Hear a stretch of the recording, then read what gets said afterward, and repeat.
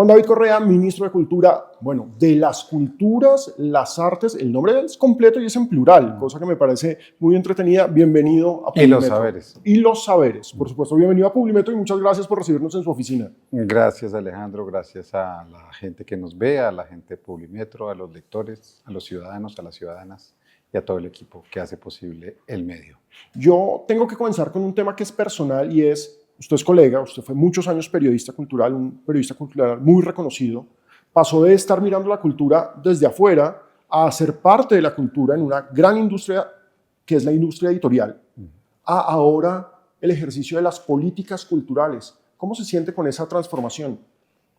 Me siento muy afortunado, realmente cuando uno no prepara el camino, sino que el camino lo va llevando a uno a donde probablemente lo requieren, lo buscan o en todo caso tiene la fortuna de caer y de alguna manera da cuenta de esa trayectoria, de ese recorrido que usted señala. Yo lo que siento hoy es primero una gratitud inmensa de que hayan pensado que alguien como yo podía estar en este lugar.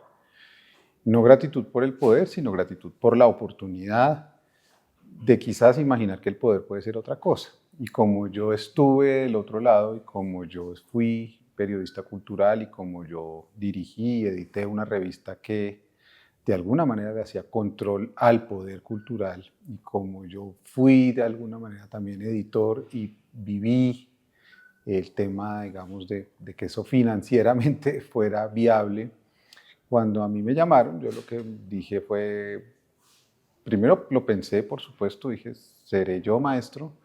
Y lo segundo que me pregunté fue, bueno, pues ahora llegó el momento de probar si todo lo que usted se la pasó quejándose en la vida y protestando y gritando, es verdad. Es decir, usted es capaz de por lo menos imaginar, proponer y cumplir algo de lo que se va a comprometer a hacer. Y pues me le medí, porque al final creo que este país necesita de personas, no como yo en lo personal, sino de personas que estén dispuestas a comprometerse. Se puede fracasar, por supuesto. Los compromisos pueden fallar, por supuesto. ¿Depende solo de una persona? Por supuesto que no. Pero creo que tenemos que hacer un nuevo pacto de confianza y creo que uno tiene que tomar responsabilidades en algún momento de su vida cuando la vida lo llama a tomarlas y pues eso fue lo que me pasó. Así que la sensación, obviamente, es de gratitud, de ser muy afortunado, de tener un doctorado en este país, de realmente asomarme a algo que creo que es maravilloso y es que uno va a este país, a un barrio popular de una ciudad, a un municipio, a un caserío, a un río, a una montaña, y lo que encuentra de verdad es una cosa que le llena a uno el alma y el corazón y se pregunta a uno por qué si este alimento que está ahí, que es la vida, que es la expresión, que es la cultura, que es la belleza, por qué si eso está ahí se ha impuesto lo otro. Eso es como una pregunta muy complicada. Y bueno, vivimos en una época de paradojas, vivimos en una época de contradicciones, no las vamos a poder resolver. Pero yo creo que la cultura sí tiene cómo poner a hablar esas contradicciones. Hay un tema que me parece supremamente interesante en lo que dice y es esa línea de cómo la cultura y las culturas, porque además amo ese plural, son un camino para la paz, inevitablemente. Yo creo y estoy convencido, de hecho yo me empecé a politizar realmente, digamos, yo he tenido una vida de alguien que se ha pensado y se ha sentido de izquierda y se ha sentido progresista, pero yo no tenía una militancia real, digamos, de un movimiento, ese tipo de cosas. Pero yo me empecé a politizar fue el día de ayer hace, ¿cuántos años? 8 años, cuando el plebiscito fracasó. Ese día yo sentí que lo que estaba haciendo no era suficiente, que había llegado el momento de dar un paso adelante, que había llegado el momento de decir otra cosa. Yo en ese momento dirigía Arcadia y en ese momento yo me lancé a hacer acciones políticas culturales por la paz. Conformamos un grupo que se llamaba Acciones por el Acuerdo. Vinimos a la Plaza de Bolívar a hacer muchas acciones artísticas, leímos libros, proyectamos películas, hicimos un concierto, con un entusiasmo que evidentemente siempre es complejo en lo cultural porque la gente tiene la idea de que esto moviliza a mucha gente y pues no. Los grandes espectáculos movilizan mucha gente, pero las culturas no necesariamente movilizan mucha gente, movilizan otras cosas, cosas que permanecen. Entonces, desde ese momento yo sí pensé con mucha claridad y vi con mucha claridad que el terreno de las culturas, de la interculturalidad, de verdad proponer un diálogo desde ahí, era de alguna forma la oportunidad que teníamos como país de empezar a encontrar no un consenso, no ponernos todos de acuerdo, yo no creo en eso, sino quizás la idea de que podemos ser diferentes, podemos pensar diferente, podemos sentir diferente, pero sí podemos de alguna manera vivir pacíficamente.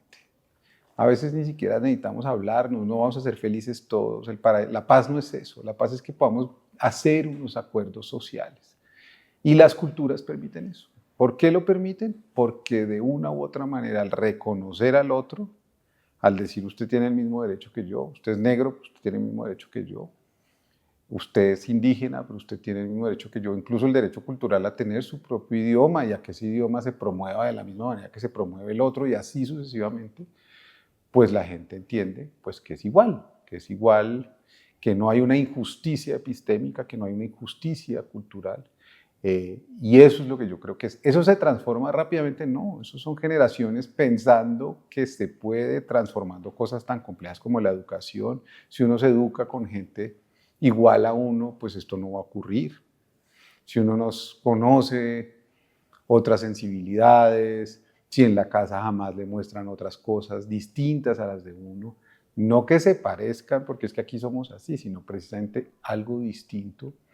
Si no hay esa suerte de fuerza interior en los padres, en las madres, para que sus niños, en vez de protegerlos, pensando que se tiene que parecer a uno, alentarlos a que sean curiosos y a que conozcan otras realidades, porque este país es muchas cosas, creo que no vamos a transformar. Y yo, pues esa ha sido un poco mi lucha. Aquí en este momento hay una estrategia que se llama Cultura de Paz, y es una estrategia que busca eso, y estamos tratando de abrir espacios en la ONU, en Naciones Unidas, estamos tratando de abrir, de alguna manera dignificar el trabajo que han hecho los artistas en este país alrededor de eso, a donde uno va en territorios asolados por la violencia, lo que encuentra son resistencias culturales a través de la gastronomía, a través de la música, a través de los símbolos, a través de un montón de cosas. Entonces yo creo que ahí, así como somos una potencia biodiversa, yo creo que somos una potencia cultural. No en un sentido, insisto, de los eventos, sino de verdad de lo que somos. Las músicas de este país es una locura musicalmente, o sea, cualquiera se abisma, usted va a Francia y no encuentra más de 10 ritmos, aquí a cada pueblo hay una cosa distinta, hay bandas, en fin, hay música no sé si conoce las bandas ¿cómo se llaman? Son unas bandas que hacen como con una cañita allá en el sur del Caribe, de piticos, que son con unas ramitas. Y uno dice, hay bandas de ramitas, esto es una locura. Esa fuerza yo creo que es la llave para transformar muchas cosas, pero se necesita gente convencida de que se puede llegar a esos acuerdos, creo yo. Ahora, la Constitución del 91 propende por la multiculturalidad, pluriétnica y multicultural, dice literalmente, pero desde el 91 nos hemos encontrado con diferentes visiones de lo que es la cultura o las culturas. Pasamos de la visión monolítica, muy estática, de una cultura clásica culturalista, pasamos por toda la dinámica de las industrias culturales y la monetización y la industrialización de esas culturas, y me parece que estamos en este momento precisamente de muchas voces, y como lo dice el nombre mismo, por ejemplo, del FIAP, de artes vivas. ¿Cómo ha sido este camino y qué es lo que sigue para nosotros? Yo creo que la peor idea en el mundo hoy sería seguir oponiendo todos esos momentos del desarrollo de las políticas culturales en gracia de discusión que en nuestra era y en nuestro horizonte, digamos, de Occidente comenzaron con el Ministerio de Cultura francés de André Malraux, que de alguna manera fue quien abrió el tema y empezó a institucionalizarlo. No quiero decir que en otros lugares no haya habido otras cosas, porque después se malentiende. Pero digamos que Malraux significa un punto de inflexión en la manera de enfocar la acción estatal sobre lo que llamaríamos las culturas, las artes. No habría que entonces desdeñar nada de lo que se ha trabajado desde entonces, porque yo sí tengo la convicción de que las personas, incluida la burocracia cultural, en lo que se ha empeñado durante 60 o 70 años, partiendo de lo que estoy diciendo, es en crear sistemas de protección, de cuidado, de que esto funcione, de que esto pueda preservar, mantener ciertas cosas. Y yo creo que eso evidentemente nos muestra que hay un conocimiento generacional, intergeneracional y un saber que no debemos perder eso. Entonces yo no llegué con la idea de decir, yo sí fui absolutamente y radicalmente contradictorio a la idea de la economía naranja. Me parecía que esa ya era la extremización, si se quiere, de lo que llamaron las industrias culturales durante los 90 y comienzos Sí, de una los 2000. instrumentalización total de la Ya cultura. eso era el absurdo de poner en digamos, en el sistema neoliberal agotador de ese, el que no triunfa y el que no puede tiene que desaparecer, pues eso ya era la locura en un país como estos. Yo propendo, obviamente, por olvidarme de ese momento, pero de ahí para atrás, de imaginar que muchas buenas cosas de las industrias culturales, usted habla del FIAP, usted habla de las ciudades, de los sistemas de convocatoria de los centros urbanos, se han hecho miles de cosas, Bogotá es un modelo, o sea, Bogotá tiene festivales al parque desde hace 30 años, hay escenarios, hay bibliotecas. Nosotros que quizás crecimos en una ciudad anterior como niños, pues no había tanto, la verdad. O sea, aquí hay unas cosas que se han hecho que son muy virtuosas, y eso es la fuerza de la gente, de los gobiernos, de la gente que ha querido que esto suceda. Entonces, yo no quiero entrar en una oposición, yo lo que quiero imaginar más bien es que holísticamente las culturas contienen todas esas cosas y todas esas oportunidades, y uno puede de alguna manera tener industrias culturales que generen recursos, como ocurre con la LEP, por ejemplo, que generen recursos que vayan a alimentar, cuidar y nutrir otros sectores, como por ejemplo los sectores teatrales o los músicos que no pueden, pues que no van a llegar a tocar allá, pero merecen una vida pública tocando en restaurantes o en teatros, y con esa LEP, digamos, ayudarles. Yo creo que hay que fortalecer precisamente quizás es esa conciencia de que no se trata de elegir un solo camino, sino entender que las culturas, las artes y los saberes, yo creo que Patricia, aunque al principio mucha gente dijo, bueno, ¿esto qué es? ¿Esto es lo que van a hacer?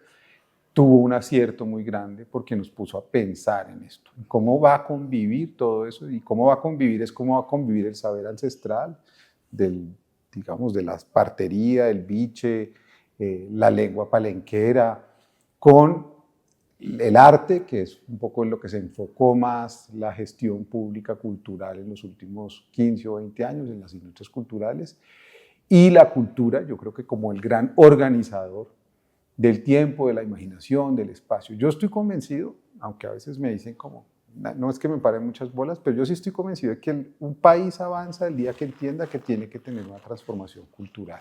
No una transformación de hacer más shows, no. Una transformación cultural profunda que entienda que para transformar cualquier territorio, cualquiera, en el tema del agua, del trabajo, de la economía, de la alimentación, usted tiene que conocer culturalmente cómo está conectado ese territorio, cuáles son las personas que viven allí, cómo viven, cuál es el conflicto del río que pasa aquí, la mina de oro que está aquí está la Gaceta Oro que le dedicamos a ese tema. Aquí hay una mina, ¿cuál es el conflicto histórico por esa mina? Esa idea, ese conocimiento cultural nos ayudaría a intervenir todo. ¿Por qué? Porque el oro en sí mismo no tiene la culpa, la coca no tiene la culpa, las plantas sagradas no tienen la culpa, es la idea de lo que hemos convertido esos materiales o esos vegetales, sometiéndolos a unos sistemas de transformación pues, que nos han conducido realmente a un sistema muy loco. Yo oía que en Estados Unidos ya están vendiendo platino en los Costcos. Usted dice, el mundo ya no sabe qué más inventar para tratar de estabilizar esto, que evidentemente está desestabilizado.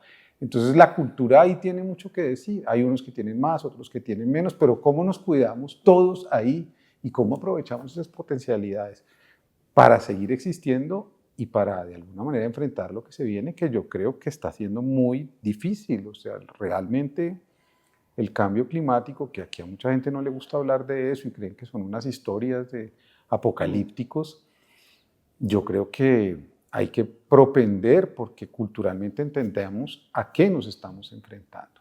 Y para eso es muy útil el arte y para eso es muy útil. Yo ayer estuve muy sorprendido. Se ha hablado mucho de la COP, la importancia, fantástico, y la COP es realmente un evento de carácter mundial. Pero miren lo que hace Rubén Blades, pone a todo el mundo a pensar qué es eso. Eso es lo que hace la cultura, llama la atención de algo y todo el mundo de pronto entiende. Por eso para nosotros fue tan importante tener y apropiar y empezar a hacer un plan verdaderamente ambicioso cultural en la COP, porque sabíamos lo que se venía y porque sabemos, porque usted también lo ha sido y porque muchos de nosotros desde nuestra gestión lo hemos sido, hemos soñado con que la cultura pueda ser el gran dinamizador y nos ayude a conversar de cosas que a veces parecen incomprensibles. Me parece genial que abra esa puerta y vámonos por ese camino, porque la idea general es, la COP es un evento de sostenibilidad, la COP es un evento de ambiente, nada más, pero resulta que la COP también es un evento de muchísimos niveles y uno de ellos es el cultural, que es absolutamente transversal a todo el evento. ¿Cuál va a ser la actuación del ministerio en la COP? Va a empezar con un chiste. La COP es un asunto de ambiente y nosotros en los 80 decíamos que la gente de ambiente era la gente de la cultura y pero Usted es de ambiente en esa medida. Exacto, yo soy de ambiente. Yo lo que creo que nosotros imaginamos, y eso hay otra estrategia, así como hay una cultura de paz, una de formación artística y cultural, hay otras dos que tienen que ver con el tema, digamos, de lo que se ha llamado el medio ambiente tradicionalmente. Y es que al imaginar que los territorios nuestros son territorios bioculturales, lo que empezamos a imaginar es que somos una especie viva más. Nosotros no tenemos que cuidar las cosas o dañarlas, sino en todo caso comprender que nuestro desequilibrio o nuestro equilibrio nos va a afectar a nosotros mismos. Somos una especie más, digamos.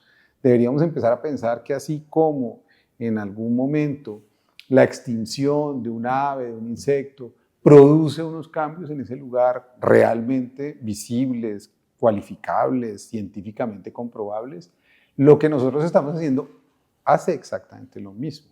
Y esa discusión para nosotros es muy importante hoy. Entender que las culturas son las que de alguna u otra manera o han transformado para bien los territorios o para mal, porque hay culturas también brutales como las que hemos vivido en el país, la cultura del dinero fácil, la cultura del narcotráfico, eso ha acabado con muchas cosas, o aquellas que lo han preservado. ¿Quiénes lo han preservado? Bueno, pues vaya usted y mire desde hace 100 años cómo, de todas formas, sin idealizarlas ni romantizarlas, los pueblos ancestrales todavía han podido cuidar sus territorios, sus idiomas, a pesar de vivir en los lugares de mayor arrasamiento, a pesar de que usted cuando ve un momento como el de la vorágine y la industria cauchera, que en gracia y discusión duró unos 35, 40 años y aniquiló unos 60.000 indígenas en el Amazonas. Fue exterminio. Que fue un exterminio. Usted dice, ¿cómo sobrevivió un pueblo como el Muinane o el Huitoto, que les quedaron cuatro integrantes, o la mitad la mandaron para Perú y la otra para Brasil?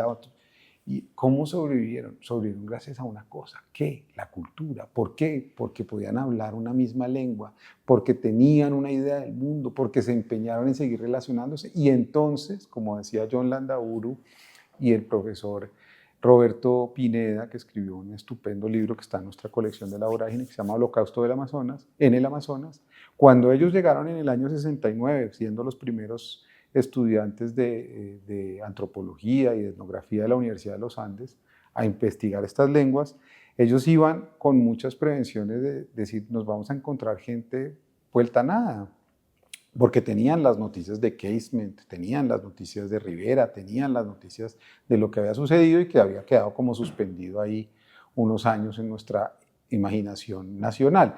Lo que encontraron, y eso lo dice Roberto Pineda con gran belleza, fue esperanza. Y ellos decían, no lo puedo creer.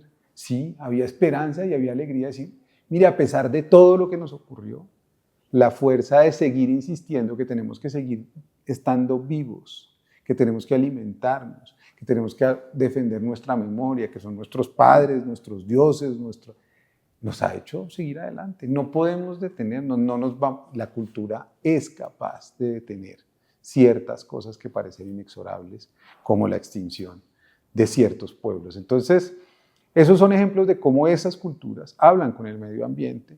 Otro ejemplo importante, el COVID.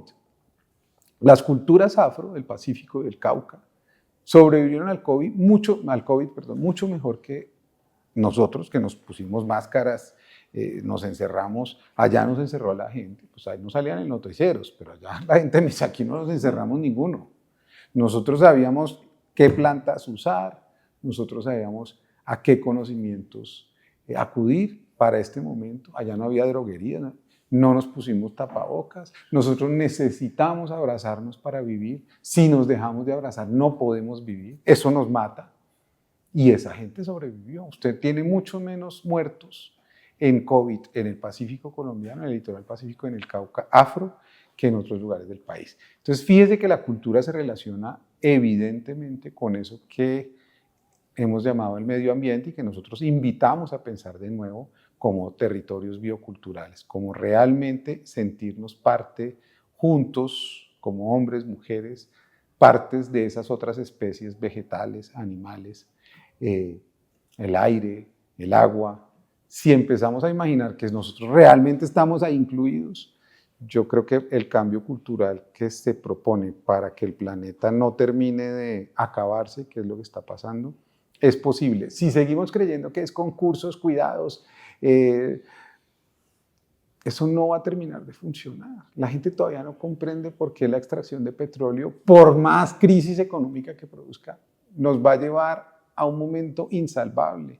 Yo voy a Dinamarca y veo que esa sociedad, la semana pasada, ya no admite bajo ninguna circunstancia tener carros de petróleo. O sea, son ricos, son chiquitos, son 6 millones de personas, lo que usted quiera, pero se están resistiendo y lo están haciendo. Yo digo, ¿por qué los colombianos tenemos que sentir menos? No, nosotros también podemos, yo creo que podemos. Hay que cambiar cosas culturales, sí. Hay que vivir con menos, quizás. ¿Por qué no? ¿Por qué no podemos vivir de otras maneras en estas sociedades también? Como clases medias, por ejemplo. No estoy hablando solamente, obviamente, de gente popular. No, las clases medias, ¿por qué tenemos que acumular y acumular y acumular? Porque no podemos pensar, me lo decía un editor en Dinamarca, cuando llegué aquí hace 35 años como colombiano, no hacía sino pelear porque me quitaban el 60% de mis impuestos. Hoy, 35 años después, mi mamá se enfermó, yo me enfermé, me han pagado todo, yo tengo seguridad social, yo tengo una pensión, yo tengo todo a mi disposición, el Estado ha funcionado. ¿Tenemos otros problemas de cultura, de la corrupción? Claro, pero bueno, esos son temas largos, pero ahí es donde yo creo que un ministerio como estos tiene que invitar a las conversaciones, obviamente sin olvidarse de hacer política pública, de hacer cosas pragmáticas, porque no todos son ideas ni conversaciones.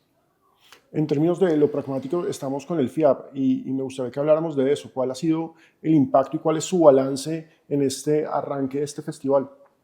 Yo creo, Alejandro, que usted, yo y quizás la gente mayor de 40 años entiende la trascendencia que tuvo en nuestras vidas, que cada Semana Santa de cada 2 años, desde nuestra adolescencia hasta nuestra adultez en esta ciudad, hubiera un carnaval de teatro que nos iluminaba el alma por dentro. Para la gente que no tenía cómo irse de vacaciones, era la oportunidad de no necesariamente pagar en sala, porque había espectáculos de calle como los comediantes. La ciudad se reunía. La ciudad entendía que había un espacio público común. Cuando yo llegué aquí a este despacho, esa idea venía cocinándose por parte de Fabio Rubiano, Octavio Arbeláez, de grupos teatrales de la ciudad. Y la verdad, yo apoyaba el asunto. Yo dije, listo, pues hagámoslo, pero ¿cómo se hace eso? Porque ustedes de lo administrativo no es decidir y ya. Yo lo que dije es, bueno, vamos a ponerlo en práctica, pero bajo varias decisiones. La primera, el ministerio no es, yo no quiero ser el único, el dueño del festival. No. Vamos a convencer a la alcaldía y vamos a convencer a los privados y vamos a hacer 3 partes que vamos a sostener, por lo menos en sus primeros años, este festival, porque si lo sometemos a la lógica de la taquilla, pues el festival no va. Ya, ¿es sostenible? Entonces, no es sostenible. ¿Para qué decimos mentiras la gente de la cultura? Usted no, como le dije ayer al teatro en Villa de Leyva, dejen de decir que ustedes se van a hacer sostenibles vendiendo boletas. Pues es que eso ya está demostrado que nadie es sostenible vendiendo boletas. Entonces, más bien, pongámoslo público, encontremos un modelo de gobernanza, de ir avanzando en bajar el aporte y en que vaya subiendo lo otro y en que esto pues, funcione, recuperando ese espacio del que hablaba antes, que yo creo que es un espacio que yo espero que esta noche, bueno, esto quizás salga después, pero hoy se inaugura para el futuro, esta noche de viernes que va a estar la Plaza Bolívar con este gran espectáculo. Yo lo que quiero en el fondo es que nos convenzamos de que nos merecemos la belleza, de que nosotros no estamos condenados a todos los días enfrentarnos a la violencia, a la rabia, a la intransigencia.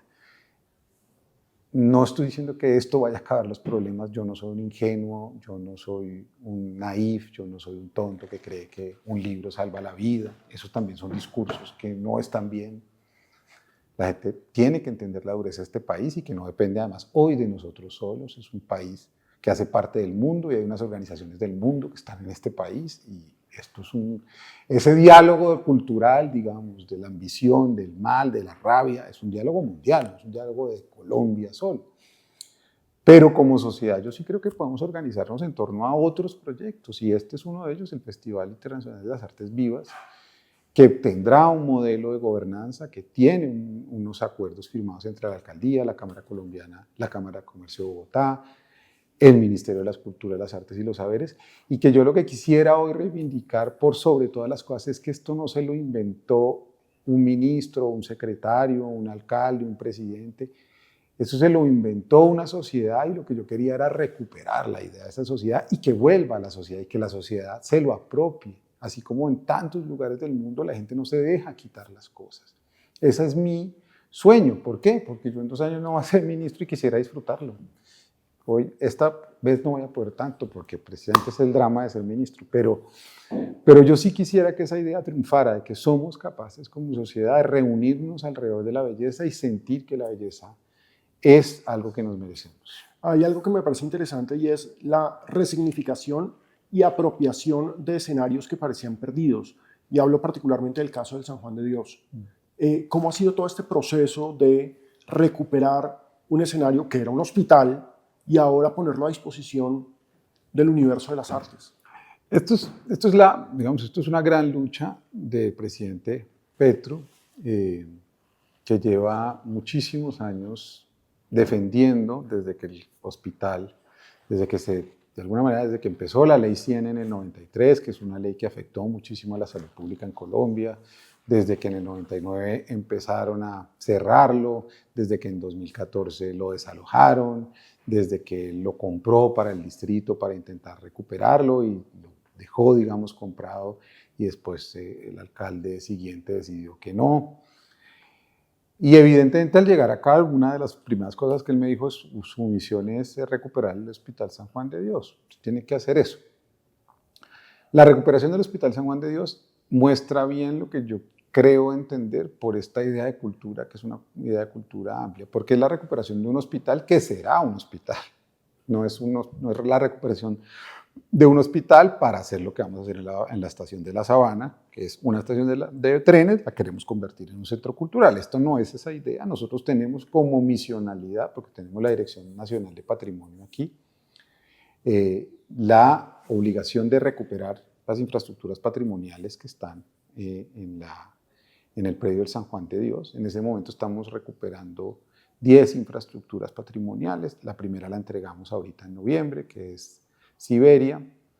Allí va a haber un centro de telemedicina y las 9 siguientes las iremos entregando. Ya empezó la obra del Instituto Materno Infantil, en donde hay una maravillosa cultura de la que tendríamos que hablar, que es la cultura del cuidado de madres bogotanas populares que a falta de incubadoras inventaron las mamás canguro, que era poner a sus bebés en sus pechos y ahí, en su debilidad pulmonar, crear una cultura del cuidado, que es una cultura del cuidado mundialmente conocida, modelo de conferencias, tesis doctorales, es decir.